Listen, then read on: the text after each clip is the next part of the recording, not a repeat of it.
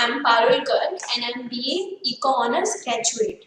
Right so अब मैं जो डिस्कस करूंगी वो डिस्कस करूंगी 11th क्लास के इकोनॉमिक्स के बारे में कि हम 11th क्लास में economics as a introductory subject पढ़ रहे हैं तो इकोनॉमिक्स हम क्यों पढ़ रहे हैं, क्या रिलेवेंस है इकोनॉमिक्स का।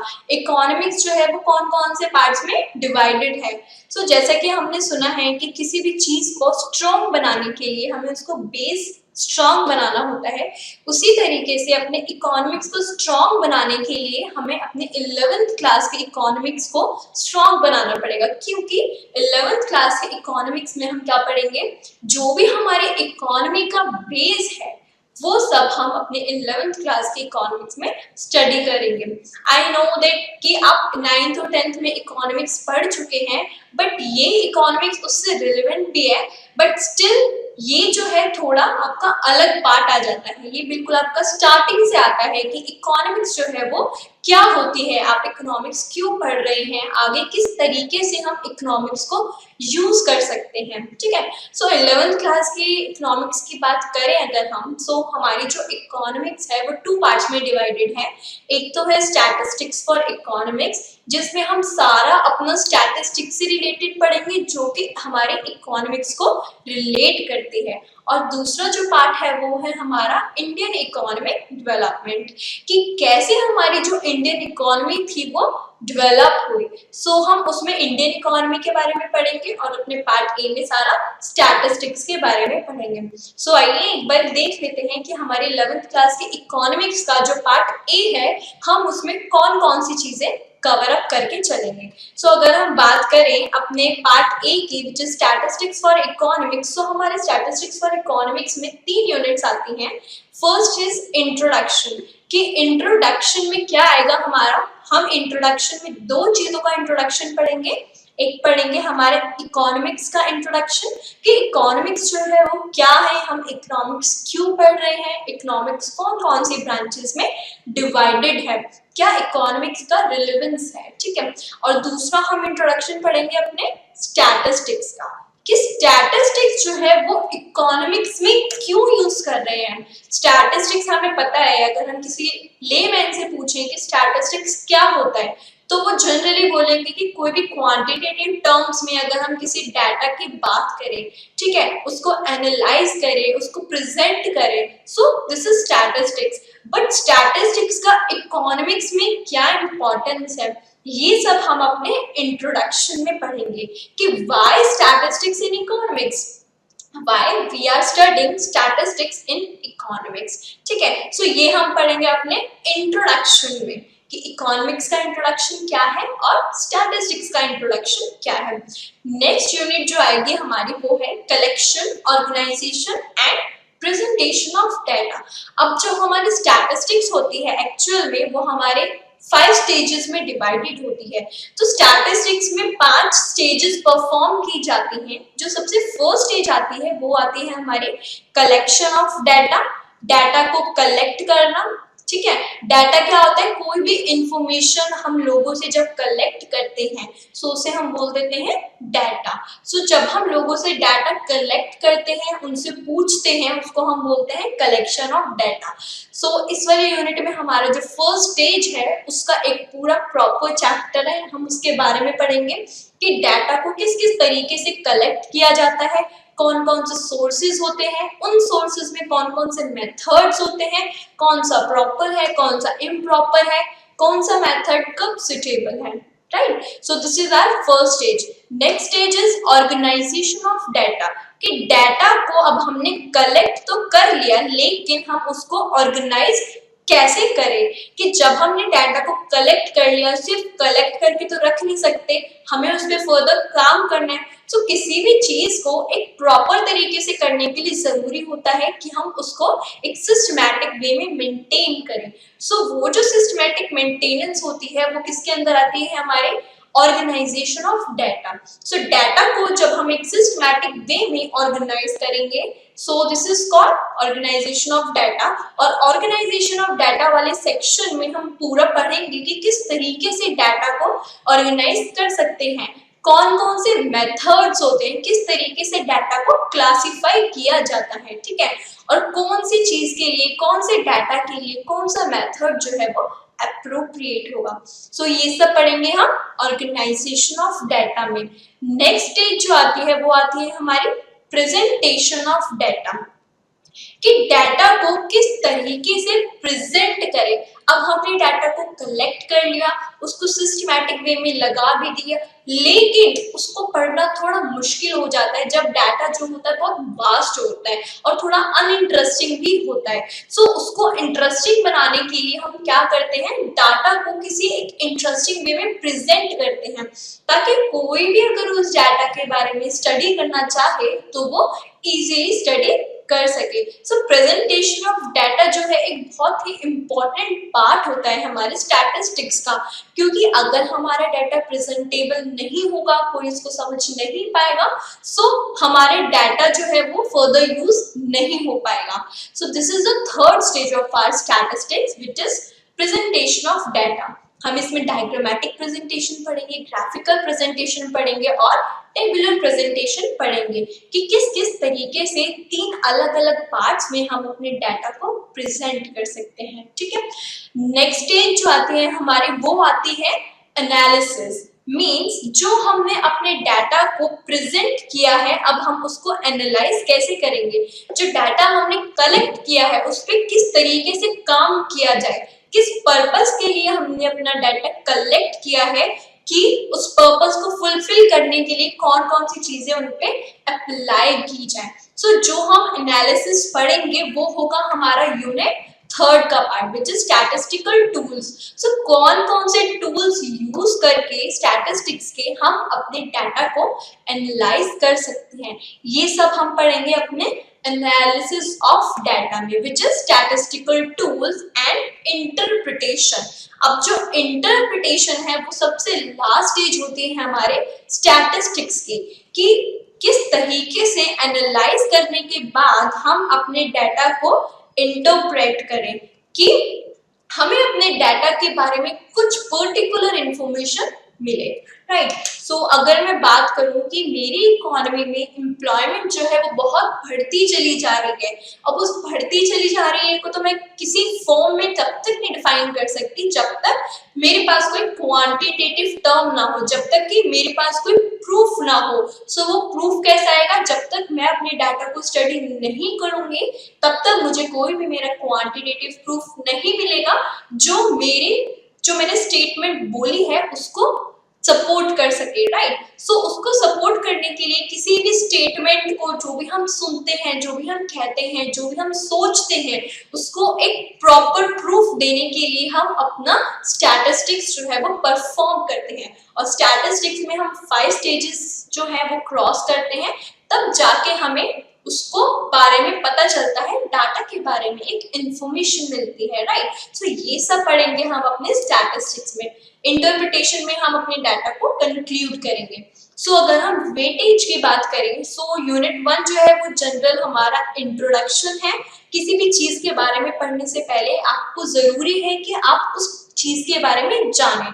सो इंट्रोडक्शन जो है उसकी ऐसे कोई खास वेटेज नहीं है, बट एक आधे क्वेश्चन फिर भी इसमें से आ सकते हैं। बट जो मेन प्रॉपर वेटेज है वो है हमारे यूनिट 2 और यूनिट 3 की। सो यूनिट 2 जो है वो हमारा 13 मार्क्स का है। ये जो 13 मार्क्स है हमारे यूनिट 1 और यूनिट 2 के हैं। यूनिट 1 में से आपके 1 मार्क्स, 2 मार्क्स, 3 मार्क्स के क्वेश्चन आ सकते हैं इकोनॉमिक्स और स्टैटिस्टिक्स से रिलेटेड, लेकिन यूनिट 2 में हमारा जनरल में क्या आएगा कि किस तरीके से डाटा को कलेक्ट करते हैं, ऑर्गेनाइज करते हैं, प्रेजेंट करते हैं। इन 3 स्टेजेस से रिलेटेड कोई भी क्वेश्चन आ सकता है। सो यूनिट 1 और यूनिट 2 की जो वेटेज है वो है हमारी 13 मार्क्स कि 13 मार्क्स ये जो 2 यूनिट्स हैं वो किसी भी तरीके से डिस्ट्रीब्यूट करके आपको क्वेश्चंस आ सकते हैं। और जो हमारी लास्ट यूनिट है वो है हमारी 27 मार्क्स की। इसमें से जो भी क्वेश्चंस आएंगे एनालिसिस और इंटरप्रिटेशन में से वो आएंगे आपके 27 मार्क्स के, ठीक है। और इन तीनों यूनिट को मिला के अब हमारे पास जो टोटल हो जाता है वो होता है 40 मार्क्स का। सो हमारे जो 3 यूनिट है वो 40 मार्क्स की हैं, मतलब जो हम अपना पार्ट ए स्टडी करेंगे स्टैटिस्टिक्स फॉर इकोनॉमिक्स, वो होगा हमारा 40 मार्क्स का। ठीक है, सो you should be very careful about statistics for economics कि किस तरीके से हमें अपनी इकोनॉमिक्स में स्टैटिस्टिक्स के बारे में पढ़ना है, कौन कौन सी चीजें उसमें आएंगी। आप जो भी मेथड अप्लाई करेंगे उसको बिल्कुल सोच समझ के, बिल्कुल अच्छी तरीके से समझ के करिए, ताकि आप जो भी चीज कर रहे हैं वो आपके टिप्स पे हो जाए और फर्दर जब आप उसकी स्टडी करें तो आपको प्रॉब्लम ना हो। राइट, सो ये है हमारा पार्ट ए के बारे में। Next we talk about part B. Part B में आता है हमारा इंडियन इकोनॉमिक डेवलपमेंट। इस वाले पार्ट में हम बात करेंगे अपने इंडियन इकोनॉमी की, कि हमारे इंडिया की इकोनॉमी जो है वो कैसे डेवलप हुई, किस किस तरीके से डेवलप हुई। तो जनरली जो हम बात करेंगे हमारे इंडिपेंडेंस के बाद से करेंगे, कि इंडिपेंडेंस के बाद जो है हमारी इकोनॉमी ने कैसे डेवलप किया। जैसे कि हम सबको पता है जब हमारी जो इंडिया है जब वो इंडिपेंडेंट हुई थी तो उस टाइम पे हमारे इंडिया की जो हालत थी वो बहुत खराब थी, बट अगर हम आज के टाइम से कंपेयर करें तो काफी डेवलप हो चुकी है। तो कौन कौन से रीजंस थे हमारे इंडिया की डेवलपमेंट के, ये सब हम अपने इस पार्ट बी में पढ़ेंगे। सो पार्ट बी में अगेन हमारे पास 3 यूनिट्स आती हैं। फर्स्ट इज यूनिट 4, इसमें हम बात करेंगे development experience which is from 1947 to 1990 and economic reform since 1991। सो इस वाली यूनिट में हम अपने इंडियन इकोनॉमी की स्टेट की बात करेंगे। जब हमारी इंडिया जो है वो आजाद हुआ था तो उस टाइम पे हमारे इंडिया की क्या हालत थी और किस तरीके से हमारे गवर्नमेंट ने कौन कौन सी पॉलिसीज को अडॉप्ट किया, कौन कौन से मेथड्स अपनाए हमारे इंडियन इकोनॉमी को डेवलप करने के लिए। ठीक है, सो इसमें हम बात करेंगे कि क्या क्या डेवलपमेंट एक्सपीरियंसेस थे, उन डेवलपमेंट के दौरान कौन कौन सी चीजें हमारे इंडिया को फेस करनी पड़ी। राइट, सो ये है हमारा 1947 टू 1990 के बीच में जो भी चीजें हुई, जो भी पॉलिसीज हुई, जो भी एक्सपीरियंस था डेवलपमेंट का, उससे रिलेटेड बात करेंगे। नेक्स्ट हम पढ़ेंगे इकोनॉमिक रिफॉर्म सिंस 1991।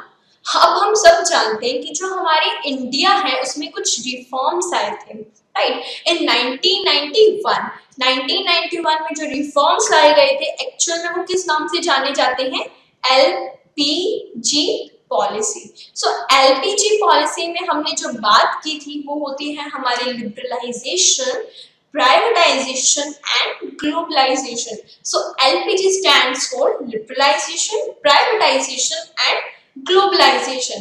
So हम जो भी बात करेंगे हमारी इस यूनिट में इस पर्टिकुलर टॉपिक से related which is economic reform since 1991, वो हम बात करेंगे अपनी LPG पॉलिसी की, कि किस तरीके से गवर्नमेंट ने ये रिफॉर्म्स लाए और कौन कौन सी चीजें उन्होंने इन रिफॉर्म्स में लाने के बाद की, हमारे इंडिया में कौन कौन से अफेक्ट हुए इस पॉलिसी से। राइट, सो ये सब बात करेंगे हम अपनी इंडियन इकोनॉमी की हमारे 1947 से 1990 तक, और 1991 में जो रिफॉर्म्स लाए गए उसका क्या इम्पैक्ट था हमारे इंडिया पे, वो सब हम अपनी यूनिट में पढ़ेंगे।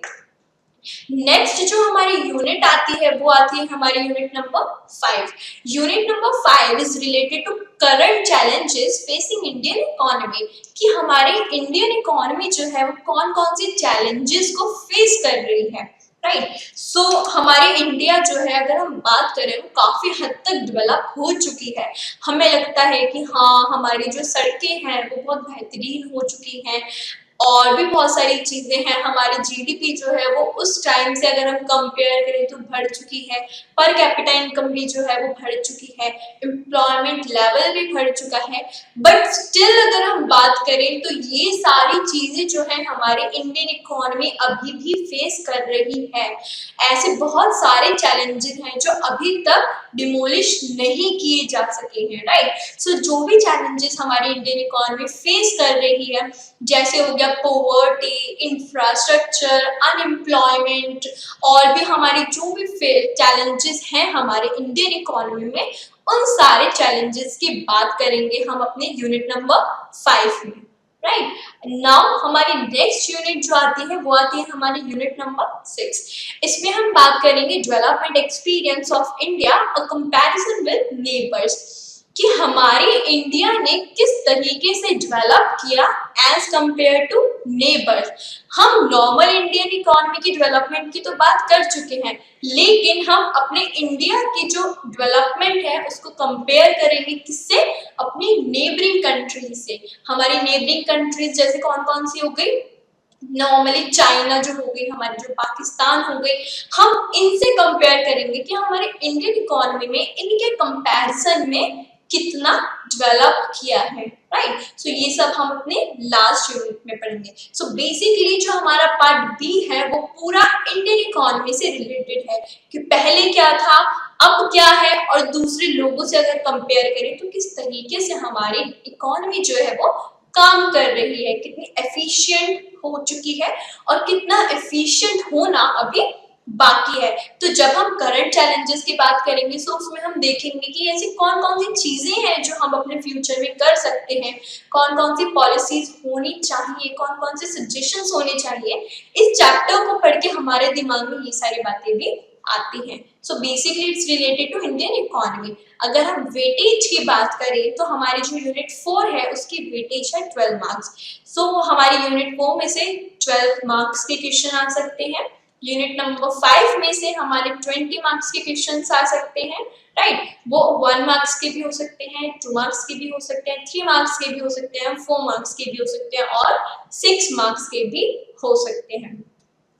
और जो हमारी लास्ट यूनिट है वो कितने मार्क्स की है, 8 मार्क्स की, ठीक है। सो ये हमारी तीनों यूनिट्स की वेटेज हो गई, और अगर हम इन तीनों को ऐड करेंगे सो हमारे पार्ट बी की जो वेटेज हो गई वो हो गई again 40 marks. So part A जो है वो भी 40 मार्क्स का है, पार्ट बी जो है वो भी 40 मार्क्स का है। तो जनरली हमारा जो थ्योरी पेपर है वो हो गया हमारा 80 मार्क्स का। अब जो हमारा एक सब्जेक्ट होता है वो होता तो 100 मार्क्स का है, लेकिन थ्योरी पेपर 80 मार्क्स का बन रहा है। सो बाकी के रिमेनिंग 20 मार्क्स जो है वो डिपेंड करते हैं आपके स्कूल वालों पे कि वो किस तरीके से उसको एलोकेट करते हैं। जनरली जो होता है एलोकेशन ऐसे किया जाता है कि 10 मार्क्स का तो है जो आपका वो प्रोजेक्ट रखा जाता है, जो आपको प्रोजेक्ट प्रिपेयर करना होता है, राइट। और जो 10 मार्क्स होते हैं वो आपके होते हैं इंटरनल असेसमेंट के, कि जो भी स्कूल में जो भी टेस्ट वगैरह लिए जाते हैं या फिर कोई भी आपको एक्टिविटी करने को दी जाती है उसमें आपके कितने मार्क्स हैं उनको वो 10 में कन्वर्ट करके उसके अकॉर्डिंग आपको प्रोवाइड करते हैं। सो 20 मार्क्स का एलोकेशन डिपेंड्स कि किस तरीके से आपके स्कूल वाले इनको एलोकेट करेंगे, बट जनरल जो एलोकेशन होता है वो ये होता है, right. So you should be aware about this. So ये सब जो बात की थी हमने, ये बात की है हमारे सिलेबस के बारे में, कि हमारे इकोनॉमिक्स में कौन कौन सा सिलेबस है, कौन कौन सी यूनिट्स है। Thank you for watching this video. For more videos, please subscribe our YouTube channel. Thank you.